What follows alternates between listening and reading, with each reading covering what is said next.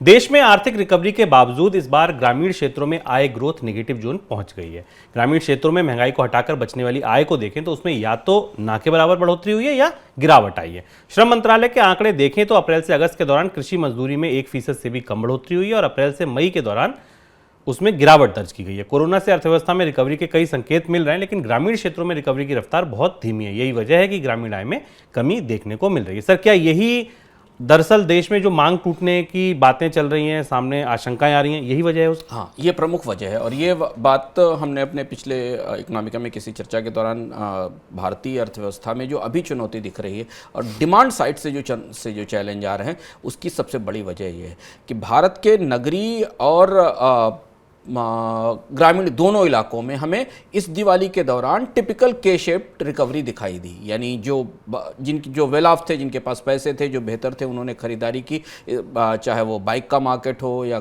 कारों का मार्केट हो या इलेक्ट्रॉनिक्स का मार्केट हो। और जो उस के का निचला हिस्सा था, यानी जो भारत की पिरामिड का बड़ा हिस्सा था, उसकी इनकम में तेज कमी हुई। श्रम मंत्रालय का आंकड़ा बता रहा है, इसके हिसाब से अगर आप देखें तो हाउस होल्ड सेक्टर, जो कि भारत में टोटल जीवीए का डिमांड का करीब 45% रेट करता है और ओवरऑल जीडीपी का करीब 60% हिस्सा रखता है, वहाँ हमने निगेटिव ग्रोथ देखी है इनकम में। यानी अगर आप महंगाई को शामिल कर लें तो 2022 में रियल टर्म्स में जून तक का आंकड़ा है, शहरी इलाकों में -3.7% की इनकम ग्रोथ हुई है और ग्रामीण इलाकों में -1.6% की इनकम ग्रोथ हुई है। यानी लोगों की आय घट गई है क्योंकि उनकी ज़िंदगी जीने की लागत बढ़ गई और उसमें बढ़ोतरी नहीं हुई और उसी का असर हमें डिमांड में दिखाई दे रहा है। दूसरी एक और चीज़ इसमें आंकड़ा ध्यान रखना जरूरी कि अभी जो ताज़े आंकड़े हमारे पास जीडीपी के आ रहे हैं, उसमें भी भारत में अभी एनुअल पर कैपिटा इनकम का लेवल 21-22 में प्री कोविड लेवल से ऊपर नहीं पहुँचा है। यानी भारत की जो औसत प्रति व्यक्ति आय है, जो कि एक बड़ा इंडिकेटर है, काफ़ी ढीला ढाला सा इंडिकेटर है,